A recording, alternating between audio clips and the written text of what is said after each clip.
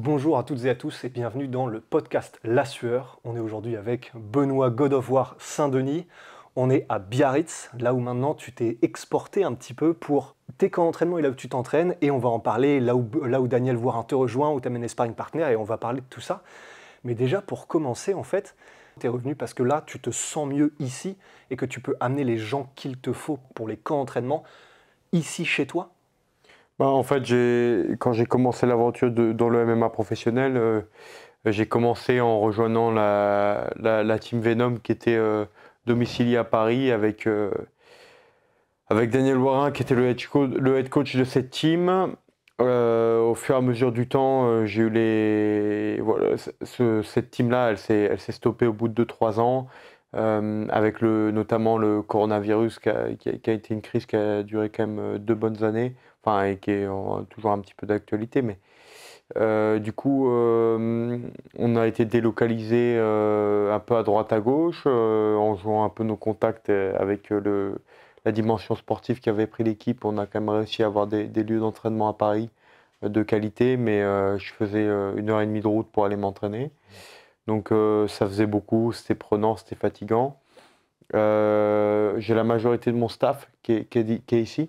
Ça, c'est la raison numéro une pour laquelle je suis revenu. C'est en faisant ma rééducation de la cheville que je me suis aperçu qu'il y avait tout ce qu'il fallait ici pour s'entraîner. Et voilà, là, j'ai déjà fait 2 camps d'entraînement, celui pour Bonfim et celui pour Thiago Moises à domicile ici. Et ça se passe très bien. Je suis dans un environnement qui me satisfait pleinement du point de vue familial et sportif. J'ai l'occasion de faire venir pas mal de sparring partners d'Espagne et de Bordeaux, qui sont très qualitatifs. Et puis il y a déjà, bien entendu, toutes les personnes qui sont sur place, qui sont très importantes et voilà, qui sont solides et qui me permettent de m'entraîner à très haut niveau, tout en étant dans cette région qui est le sud-ouest. Ouais, parce que du coup, bah, t'es du sud de toute façon à la base, donc après, je sais pas pour toi, mais peut-être que même la ville de Paris en elle-même, peut-être que c'était pas ce qui te correspondait le plus aussi, sachant que bah, tes racines sont dans le sud, c'est la capitale, c'était peut-être pas l'idéal même juste pour ta vie et ton confort et te sentir bien, quoi. À Paris, moi j'ai un peu du mal avec les moyens de transport et aller d'un point A à un point B lorsqu'il y a 10 km et que ça met 1 heure, c'est quelque chose qui est compliqué Ouais. à supporter au quotidien. Donc chapeau à ceux qui le supportent. C'est un mode de vie particulier, le mode de vie parisien, que j'ai d'ailleurs jamais adopté parce que j'ai jamais vraiment habité à Paris. On a toujours été excentré de Paris parce qu'on n'en a jamais voulu pleinement. Euh, mais c'était une expérience importante et c'est ce qui m'a permis de décoller. Donc voilà, et aujourd'hui, voilà, j'avais passé 5 ans au sein des forces spéciales du 1er PIMA qui est basé à Bayonne, et je me suis régalé, et la région m'avait déjà beaucoup plu, et avait un peu conquéri mon cœur, et ma femme est de Toulouse, donc le sud-ouest, c'est revenu un petit peu voilà, c'était naturellement là où on voulait aller. Et après, on hésitait entre Bordeaux, Toulouse et ici. Et puis, je me suis aperçu que mon staff était ici. Et donc, je suis revenu aux origines. Ouais. Et la dernière question pour tout ça, ton camp, la manière dont tu t'organises, et du coup, Daniel Voirin, qui reste de ton head coach, en gros, il vient pour. Il continue de toute façon de te chapeauter à distance et il vient pour les fins des camps d'entraînement pour vraiment mettre tout en place. Et là, il vient par exemple pour 2 semaines à Bayonne et ensuite vous passez la semaine de combat pour Matt Frévola dont on va parler. Et maintenant, voilà, il te chapeaute de loin et il vient pour le reste des camps et la fin des camps pour vraiment tout mettre en place. Ouais, même 3 semaines. Là c'est court. D'ordinaire, il vient 6 semaines avant chaque combat. Là, ça sera 3 semaines. Mais de toute manière, on était sur camp sur camp. Donc, de toute Ouais. manière, il y a des acquis qu'on drill et qui restent. Euh, Surtout, j'ai la chance d'avoir 6 feats avec Johan Jacquemin, Christophe Cordier, qui sont de qualité, qui sont capables de suivre les instructions que Daniel Warin leur envoie à distance. Donc là, les 2 premières semaines, on commence comme ça, on drill pas mal. C'est beaucoup de travail de drill, défensif, d'attaque, un petit peu, on fait un peu de tout, juste pour remettre un peu la machine en route. Et Daniel va venir pour les 3 dernières semaines de camp qui vont être plus sous forme de fractionnés et intensives. Et puis après, on aura la semaine de voyage, de départ, de cutting, et puis le combat au MGM. Donc ça va s'enchaîner assez rapidement. Et après, bien sûr, j'ai Christophe Savoca, mon coach de sol ici, qui lui s'occupe de moi. Ça me permet de reconnecter au sol, de reprendre vraiment, de remettre le curseur beaucoup plus haut au niveau du sol, grâce à lui, avec un travail au quotidien depuis maintenant, depuis que je suis revenu, donc depuis fin mai, enfin début mai. Donc ça, c'est vraiment agréable. Après, j'ai mon kiné Anthony Glaise, j'ai mon préparateur physique Fabien Béranguel qui bosse avec l'avion Bayonnais également, qui s'occupe de moi à distance depuis longtemps et qui maintenant a l'occasion de me voir en présentiel. Il y a Guillaume Zunzaren qui lui s'occupe du BO, qui est médecin, qui est un médecin du sport. En fait, j'ai vraiment un staff de qualité ici qui a l'habitude du monde sportif professionnel et c'est ultra agréable de travailler avec des gens de ce niveau-là. Et j'ai bien sûr la qualité vraiment nécessaire pour performer au plus haut niveau. Ouais. Et du coup, dans la manière dont vous fonctionnez, par exemple, là, pour Matt Frévola, vous avez donc t'as Daniel Voirin qui analyse tout, qui voit un petit peu quel game plan mettre en place, qui décortique un petit peu ton adversaire. Il te fait un petit peu un espèce une synthèse, ce que tu dois travailler. Il dit aux autres, enfin, il chapeaute un petit peu pour dire, bah ça, du coup, pour les gars si fit, pour Johan et Christophe, plutôt travailler ça parce que Matt Frévola est comme ça. Et en gros, du coup, tu as trouvé vraiment ton équilibre où tout est organisé de la meilleure manière, ou en tout cas de la manière optimale maintenant pour que ça se passe au mieux. Ouais, clairement, l'emploi du temps, il est réfléchi, il est intelligent et il permet de travailler comme il faut, avec la bonne intensité et la quantité d'entraînement nécessaire pour être performant. Et après, le game plan, on en a déjà discuté et on essaie de le mettre en place, bien sûr, lors des entraînements. Donc, Johan, lui, qui s'occupe de la partie pied-point, qui a un très bon coach de pied-point, il va être capable de mettre les thématiques que Daniel veut mettre en place. Au moins la durée de son absence, mais là, c'est vraiment une situation rare, hein. C'est d'ordinaire, comme je le dis, il est là pendant 6 semaines, toute la durée du camp. Là, il sera là 3 semaines parce qu'on a enchaîné vraiment entre le combat de Bonfim et celui de Matt Frévola, il y aura eu 4 mois. Donc, vraiment, on aura enchaîné 3 camps de suite et c'est assez rapide. Donc en fait, on drill des choses qu'on avait déjà bossé en fait. Ouais. Et effectivement, bah là, c'est vrai que ça vient super vite et on va parler de cette activité parce que c'est vraiment un truc de malade ce que tu es en train de faire là et la vitesse à laquelle tu le fais, la vitesse à laquelle tu grimpes. Et pour Matt Frévola, j'imagine, je suis quasiment prêt à le dire sans me tromper, que tu as vu le nom, on te l'a proposé, vous avez tous dit oui, on y va, il n'y a pas de problème. Je pense qu'il n'y a pas dû y avoir beaucoup de chichi. Mais Matt Frévola, en tant que combattant, on sait que c'est un énorme puncher. Il fait super mal, il est agressif, il est violent. Toi aussi, quand tu vois un gars comme Matt Frévola, qu'est-ce que tu vois parce qu'il y a des chances que ce soit une guerre, mais tu peux aussi l'amener dans ton jeu, évidemment sans révéler le game plan, mais quand tu as commencé à voir les premiers combats de Matt Frévola, son profil, qu'est-ce que tu t'es dit, qu'est-ce qui te fait peur chez lui et comment tu l'approches? Bah, en fait, il est guerrier, je dirais qu'il a des points forts. Après, il y a rien qui me fait peur chez lui. Je pense qu'il a une bonne droite. Il a vraiment du poids dans les points, un peu à l'image de Bonfim que j'avais affronté. Je pense qu'il est moins rapide que Bonfim, il est moins vif et il a une moins bonne anglaise. Maintenant, il est plus complet, il a des meilleures défenses de lutte, peut-être un sol un peu au-dessus de Bonfim. Mais je pense que globalement, il est quand même moins complet qu'un Thiago Moises. C'est-à-dire qu'il n'a pas le niveau au sol de Thiago, ni, je pense, le niveau général en tant que combattant de MMA de Thiago. C'est un bon combat.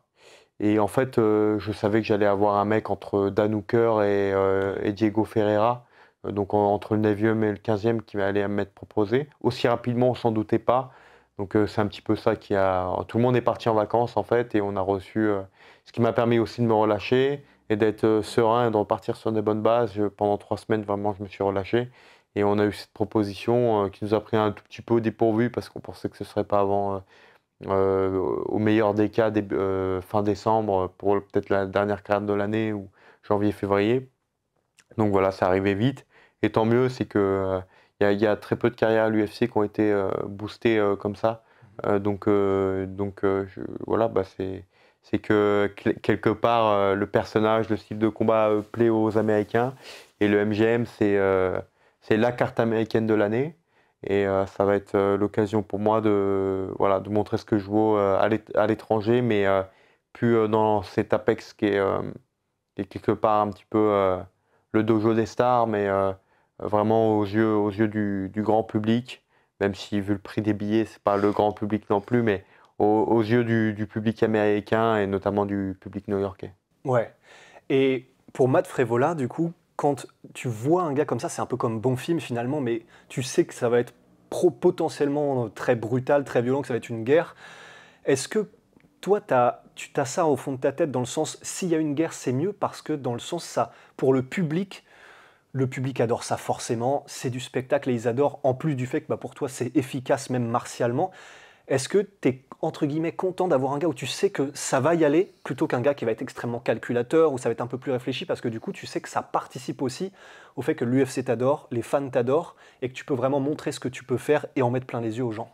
En fait, ça ne change pas la donne dans mon cadre parce que mon style de combat fait que même tu peux me mettre le mec le plus ennuyant du monde. En fait, je vais aller lui mettre une guerre qui fait que s'il veut pas se faire finir direct, il va devoir devenir un combattant violent dans la cage. Donc, avec Frevola, ça partira peut-être un peu plus vite, mais ça change pas la donne. Comme je le dis, et j'en suis convaincu et j'ai envie de le prouver étape par étape. Il n'y a pas un seul gars en 70 kilos qui fera 3 fois 5 minutes avec moi. Et ça, il faut le prouver. Donc, Matt Frevola, c'est une étape importante pour moi. Et c'est un mec qui est très solide. Et la question là que je vais te poser, forcément, elle va être peut-être un peu bizarre pour toi, parce que toi, tu sais, tu connais tes compétences, mais, et tu vois, et nous les premiers dans de l'MMA, etc., tu vois, quand tu es arrivé et que tu disais ça, bah, je veux les meilleurs parce que je sais que je peux les éclater, bah, tout le monde était en mode oui, on va voir forcément parce que bah, ils sont tellement à un niveau extraordinaire qu'on se dit quelqu'un qui arrive comme ça au bout de deux trois combats, ça va être dur. Et là, tu le fais avec une facilité qui est délirante, mais vraiment délirante. Est-ce que toi-même, je sais que ça va être bizarre, que tu vas peut-être me dire non, mais t'es étonné de la facilité avec laquelle tu traverses tous ces mecs? Non, non, non, c'est beaucoup de travail. Il y a des certitudes qui sont réalisées à l'entraînement. Je m'entraîne avec des mecs qui sont très forts dans leur domaine dissocié. Et comme je dis, en fait, moi, j'arrive pas à comprendre un combattant qui reste cantonné dans un domaine et qui cherche pas à devenir le meilleur dans chaque domaine, notamment dans le MMA.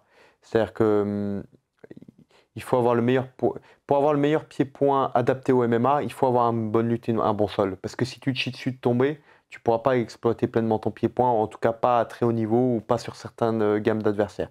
Si tu as une très bonne lutte, mais que tu n'as pas le sol qui va avec ou le pied-point qui va avec, pareil, tu vas pas savoir, tu vas pas pouvoir exploiter pleinement ton potentiel. Alors que si tu es bon partout, tu es capable de grappler avec les meilleurs de ta catégorie, lutter avec les meilleurs de ta catégorie et faire du pied-point avec les meilleurs de ta catégorie, il y a forcément un des trois où ce mec-là, à moins de tomber sur vraiment un os, ce mec-là, il y aura forcément un endroit où il sera moins bon, ce qui fera que même dans les autres domaines, tu vas le surpasser parce que tu vas le faire souffrir dans un des trois domaines. Donc si le combat il varie, qu'il est engagé, qu'il est violent, qu'il est intensif, tu vas progressivement le noyer parce que on va jouer une mélodie et à chaque fois qu'on va arriver à une certaine note, bah lui, il va pas arriver à suivre. Et donc, au fur et à mesure du rythme et de la musique qu'on va jouer, bah, il va être déconnecté de la chanson alors que moi, je vais rester dedans.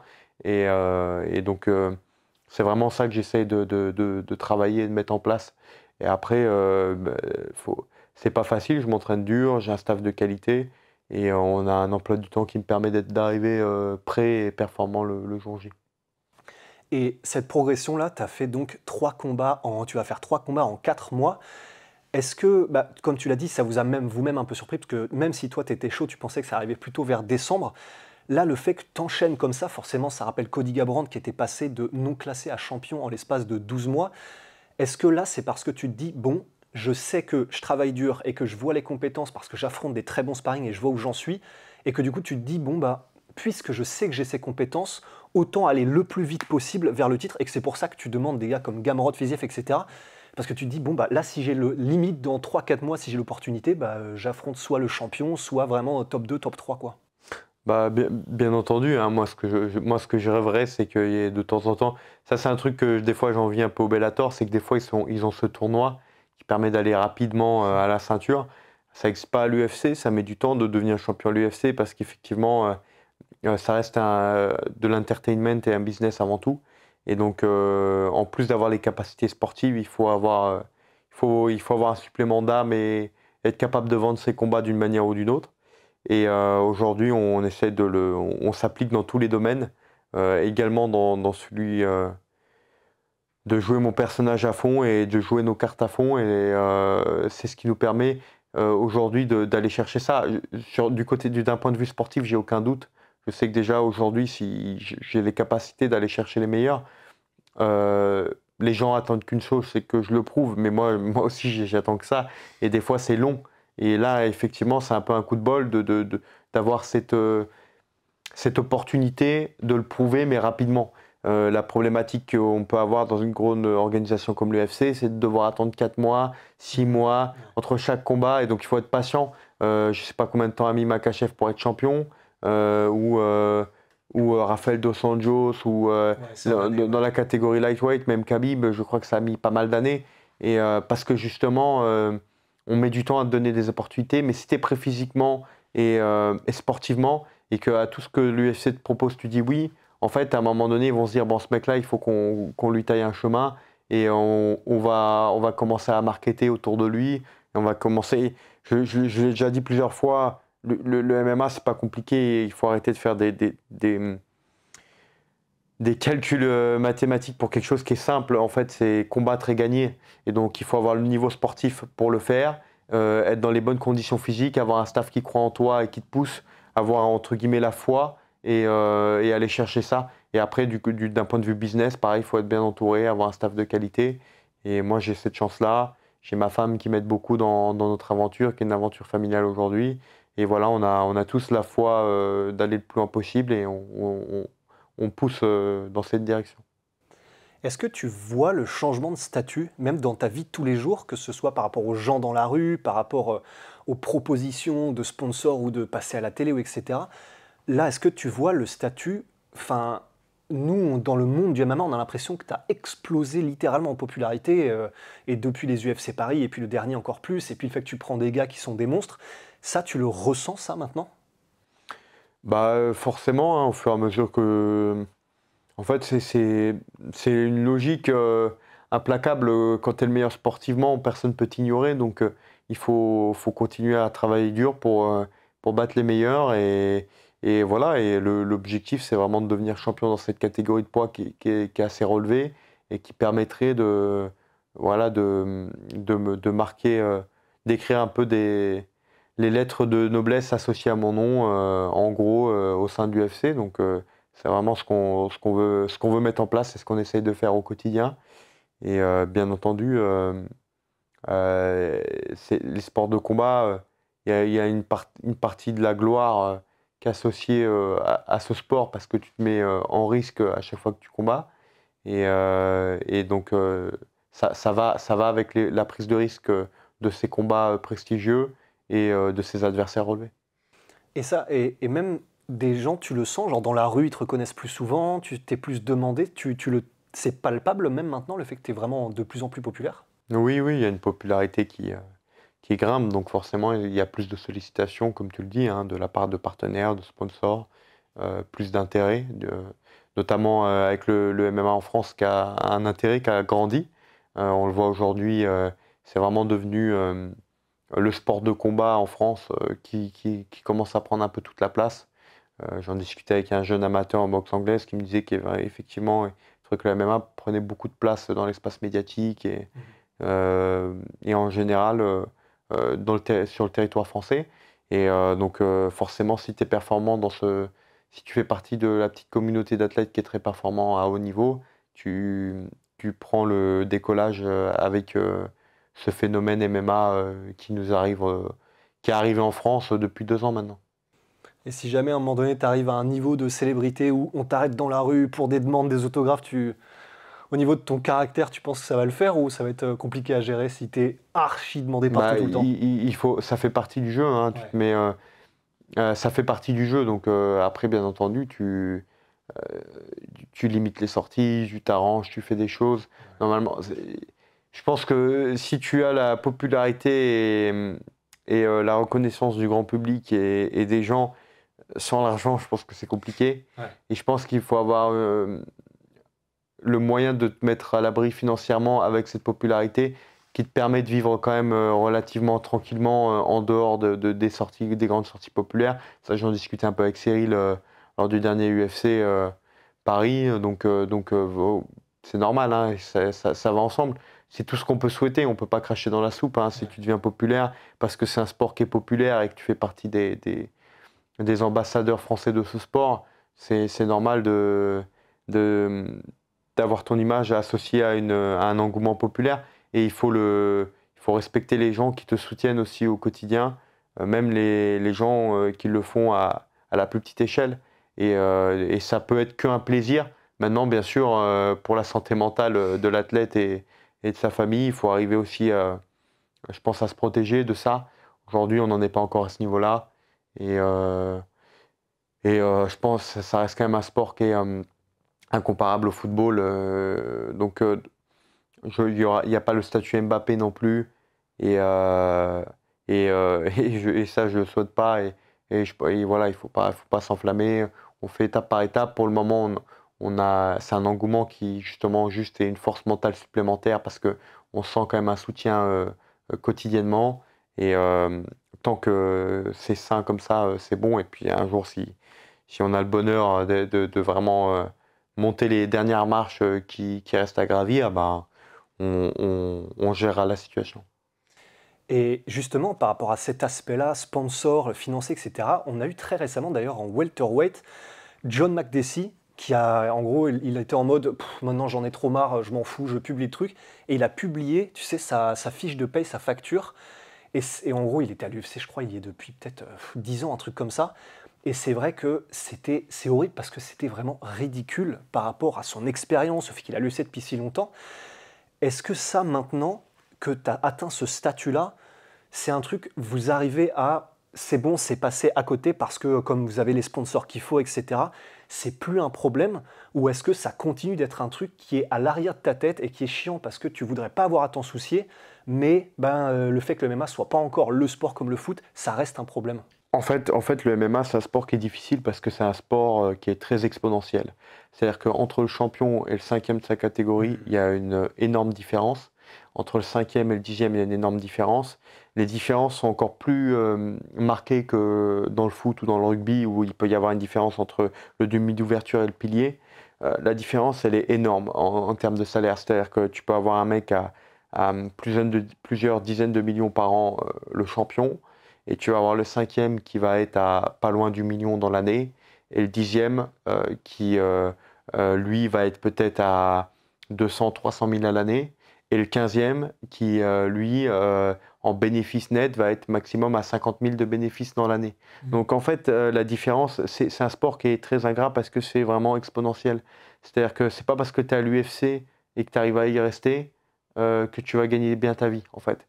Si tu es à l'UFC mais que tu fais, je pense que ça doit être la carrière de John Makdessi, une victoire, une défaite, une victoire, une défaite, une victoire, une défaite, une victoire, une défaite, il faut pas s'attendre à ce que tu gagnes bien ta vie. En fait, tu vas gagner ta vie mieux qu'une personne lambda au-dessus, mais tu vas pas forcément être à l'abri à la fin de ta carrière. Et, alors que l'UFC, c'est que dans ma catégorie de poids, par exemple, c'est que 70 combattants. Mais sur ces 70 combattants, il n'y en a que 5 qui gagnent très bien leur vie, je pense. Un ou deux ou trois qui, j'ai la chance d'être dans une catégorie de poids qui est populaire, donc peut-être tu as 3-4 noms qui gagnent très très bien leur vie. Et sinon, tu en as derrière 4, 5, 6 qui gagnent très bien leur vie. Et derrière, je pense que ça vivote bien. Et puis quand tu passes le 20e, je pense que là, tu commences à être sur des cas comme Makdessi qui se font un bon petit salaire, mais il n'y a rien d'extraordinaire. Ils ne gagnent pas plus qu'un mec qui est ingénieur, quoi. Et sauf qu'eux, à 40 ans, la reconversion est un petit peu différente. Et ouais, non, c'est un sport extrêmement exponentiel. Et on le voit aussi dans la boxe anglaise. Je pense que c'est encore pire dans la boxe anglaise. Je pense qu'entre Canelo et Mbili, je pense que la différence est incroyable. Donc voilà, C'est un sport qui est dur. Les sports de combat, ils sont comme ça, ils sont très ingrats. Par contre, quand tu montes, si tu arrives à atteindre le haut du sommet et que tu arrives à y rester quelques années, là, par contre, tu mets à l'abri ta famille pour quelques générations, je pense. Et ça, tu l'as vu, même là, en espace de 3 combats et après ton explosion de popularité, maintenant, tu es plus serein par rapport à ça parce que le nombre de demandes a dû exploser. Maintenant, ça, c'est plus un problème que tu as. Bah, comme je disais, aujourd'hui, je suis on va dire à la porte du top 15. Ouais. Tu peux me mettre 15e ex aequo avec Et tu es très Ferreira, connu en entre France guillemets. aussi, ce qui doit t'aider probablement. Ouais. Oui, mais c'est aussi le fait que je sois sur 4 victoires de suite, avant la limite, à l'UFC. Donc ça m'a permis de renégocier correctement à l'UFC, avec une prise de risque avec mon manager qui a été de pas re-signer avant d'attendre le dernier combat. Guillaume Pelletier qui a fait du très bon boulot. Mais encore aujourd'hui, je suis en passe de pouvoir bien gagner ma vie. Mais clairement, oui, mon statut, aujourd'hui, comme je dis, je fais partie donc de ce top 15, donc du 10e au 15e qui vivote bien, quoi. Ouais. Et puis si j'arrive à avoir encore quelques victoires, je pourrais peut-être passer dans les mecs qui gagnent bien leur vie. Ouais. Ouais. Et enfin, quand je dis bien, très bien leur vie, parce qu'on va pas se mentir, aujourd'hui, je suis heureux et financièrement, on peut pas se plaindre comparé au début que j'ai eu. C'est exponentiel, comme je le dis. Mais encore une fois, entre moi et je pense un Chandler, je pense qu'il y a encore une différence exponentielle en termes de primes de combat. Ouais. Et bah, quelque chose qui est aussi corrélé à tout ça, évidemment, bah, c'est le fait que quand les gens te connaissent, c'est lié au résultat sportif, au fait que tu es efficace, et aussi au fait que du coup les gens te connaissent parce que tu parles. Et en plus, ce qui est bien, c'est que comme tu parles anglais et que tu n'as aucun problème à afficher tes ambitions, ce qui est rafraîchissant parce que finalement, c'est vrai qu'en France, c'est assez rare quelqu'un qui ose dire, bah non, moi je veux le champion, je veux aller là, je sais ce que je vaux et j'y vais. Et en France, il y avait un peu cette tradition de il faut être un peu timide, il faut pas trop oser le dire. Toi, tu es arrivé et tu as vraiment fait voler ça en éclatant. Non, non, je vais vous expliquer, je vais vous montrer où je veux aller et j'y vais et je suis efficace. Ça, c'était juste parce que c'est au fond de toi, c'est dans ton caractère de juste savoir ce que tu veux. Ou est-ce que ça a été conscient à un moment donné, tu t'es dit, bon, bah, oui, il faudrait peut-être normalement parce que c'est bien vu d'eux, mais en même temps, si j'affiche mes ambitions bah, auprès de l'UFC, ils vont me donner des combats plus facilement. En plus, ça fait plus parler parce que bah, les gens ils s'accrochent plus à mon aventure. Est-ce que ça a été un choix conscient ou c'est juste toi et qui t'est révélé en fait au fur et à mesure de tes victoires à l'UFC? Non, en fait, je pense que ça va, oui, c'est étape par étape. Comme je le dis, en fait, plus je passe des étapes importantes, plus je vais affirmer mes ambitions. Et mon ambition, c'est clairement euh, d'aller le plus loin possible. Comme je dis, moi, ce que je peux reprocher souvent aux fighters, c'est de, de, de, voilà, de sauter des étapes. Moi, mon ambition à moyen terme, c'était de rentrer dans le top 15. Maintenant, ça va être de battre des mecs dans le top 15 pour pouvoir aller dans le top 10. Et, euh, et le plus vite possible, en fait, bien sûr. L'objectif à long terme, si tout se passe bien, bien sûr, c'est de devenir champion. Et il faut que je continue à travailler dur, à m'entraîner dur pour y arriver, parce que c'est pas facile. Et, euh, et, mais clairement, voilà, Matt Frevola, c'est une étape importante de plus. Donc là, l'objectif, c'est Matt Frevola. Si on passe Matt Frevola, derrière Frevola, ça sera peut-être Chandler ou Poirier. Et puis derrière, ça pourra être peut-être encore mieux. Donc on veut vraiment aller le plus vite possible pour cette ceinture, mais en passant les étapes que l'UFC va me mettre en face. Ouais. Et est-ce que là, par exemple, comme il y a eu cette énorme bombe médiatique qui était le dernier combat de Cédric Doumbé contre Jordan Zebo, et ça a permis aussi de voir à quel point maintenant le grand public est engagé, les gens sont engagés, mais c'est au moindre faux pas ou s'il y a quelque chose qui ne plaît pas au public, c'est des lynchages sur les réseaux sociaux, ça peut être extrêmement violent. Est-ce que ça te fait, bon, peur, non, je pense que je ne vais pas utiliser ce mot-là, mais est-ce que c'est un truc que tu as en tête de te dire, bon, là, tout le monde est derrière moi parce que je gagne et parce que j'écrase tout le monde et parce que bah, je dis des choses qui plaisent. Et est-ce que ça te reste en tête de dire, mais si jamais à un moment donné je fais un truc qui plaît pas au public ou que je dis un truc ou qu'il m'arrive un truc, ça y est, tout le monde va me tourner le dos peut-être, ça va être extrêmement violent. Est-ce que c'est un truc auquel tu penses ça? Non, j'ai pas cette problématique-là parce que je sais que je veux donner le meilleur de moi-même dans la cage et je reste entier. Donc, quoi qu'il arrive, dans la défaite, je resterai humble et je resterai moi-même. Donc, je combats régulièrement, je combats souvent. La défaite, ça fait partie de la vie. Il n'y a personne qui combat et qui perd jamais, ça n'existe pas. En fait, tu peux ne pas perdre pendant un temps donné, mais tout le monde a déjà perdu. Et tu regardes les 3-4 derniers champions, ils ont tous un paquet de défaites dans ma catégorie de poids. Donc ça arrive à tout le monde. Et par contre, si tu restes toi-même et que tu donnes le meilleur de toi-même, le seul truc qui est ingrat, c'est un sport où il y a un but en or tout le temps. Donc le KO de la première minute, qui est des fois pas significatif du niveau qu'on peut avoir, c'est la seule crainte, je pense, qu'un athlète peut avoir dans ce sport. Mais moi, c'est la seule crainte, c'est ça. Parce que je sais que passer les 2-3 premières minutes, si ça continue, le mec qui aura en face de moi, il va devoir me livrer une guerre. Et donc, s'il gagne, c'est qu'il aura été meilleur ce soir-là.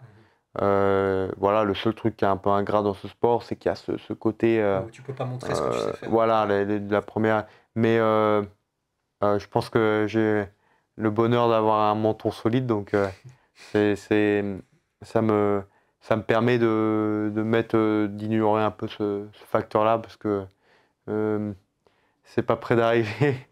Donc voilà, non, mais ça arrivera peut-être un jour, et ça arrivera sûrement un jour, mais voilà, plus ça arrivera tard, mieux c'est quoi. Ouais. Et voilà, toute dernière question, mais forcément, comme tu l'as évoqué tout à l'heure, je peux pas ne pas en parler. C'était comment Benoît Saint-Denis, videur? Parce que paradoxalement, je pense que tu es très très calme, mais jusqu'à un certain point probablement. Ça s'est passé comment ta carrière de videur?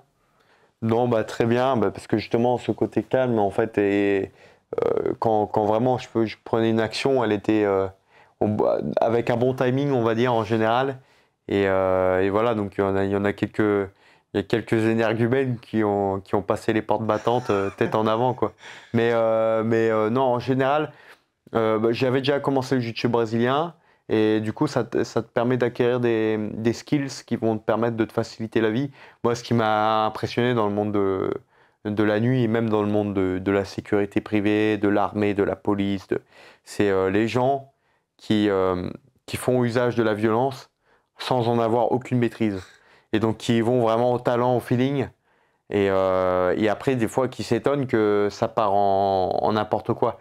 Et, euh, et, euh, et vraiment, moi, j'invite tous les gens qui travaillent les forces de l'ordre et tous les gens qui vont travailler, qui ont ce travail-là, de devoir donner un grade à l'emploi de la force qu'ils vont faire par rapport à la menace, d'être performant là-dedans. Parce que si tu n'es pas performant là-dedans et que tu vas au feeling, et voilà, j'ai déjà entendu des videurs qui me disaient, ouais, bah moi j'y vais au feeling, quoi. Donc ça veut dire manivelle, ça veut dire grosse manivelle, ça veut dire overhand de gitan, ça veut dire ceinture arrière pas maîtrisée. Donc une ceinture arrière pas maîtrisée, des fois c'est tu fais le croisé au mec ou tu te fais les croisés toi-même. Et puis la manivelle, c'est tu couches le mec ou il te couche, quoi, parce que c'est un peu truc de cow-boy, quoi. Donc ouais, ouais. Donc ça m'a toujours interloqué, quoi. C'est les mecs qui, voilà, au talent, quoi. Et malheureusement, c'est beaucoup, beaucoup de gens qui vont comme ça au talent. Et donc ça m'a toujours surpris. Et donc ouais, j'invite tous les gens qui travaillent avec justement un emploi de la force, bah, à essayer de maîtriser quand même un certain grade de la chose, parce que ça peut leur coûter cher un jour. Et c'était quoi tes moves? C'était le truc que tu préférais faire pour un gars qui est un peu trop énervé, il faut le calmer. Qu'est-ce que tu faisais généralement? Bah, la ceinture arrière, par derrière, je l'embarque. Des fois, il passait comme ça en. Bah, en fait, t'es pas fatigué comme t'es pas en MMA, donc c'était un peu du sandbag carry, mais pendant, je sais pas, la cinquantaine de mètres pour sortir, le mec il est un peu bourré, il se débat, mais quand t'as une bonne ceinture arrière, et puis voilà, le mec après il sort. Et puis bon, si t'as des collègues que tu les as un petit peu mis au courant et tout, qui sentent un peu la chose, moi j'aimais bien discuter avec les mecs avec qui je travaillais, et de manière à ce que, hop, dès que le mec était vidé, il prenait le relais, euh, pour pas envenimer la situation. Et inversement, si j'ai un collègue qui sort un mec, c'est moi qui prends le relais pour. Déjà, ça redescend le truc, quoi, parce que le mec, il est un peu humilié de s'être fait Ouais. peut-être sortir porte battante la tête la première. Mais par contre, s'il y a de suite un mec déterminé, nouveau, qui est en face, généralement, ça redescend. Puis bon, euh, il y a une boîte dans laquelle j'ai travaillé, je vais pas citer le nom parce qu'il faut pas cracher dans la soupe, qui était qui était compliquée. Il y en a une autre qui était très très simple, très facile. La clientèle fait aussi un peu la méthode que tu vas employer. Ouais. Et on a terminé cette interview. Le truc le plus difficile, juste que la situation la plus hardcore, la plus chaude dans laquelle tu as été en tant que videur, c'était quoi? Sortie d'une lame, ça c'est toujours compliqué.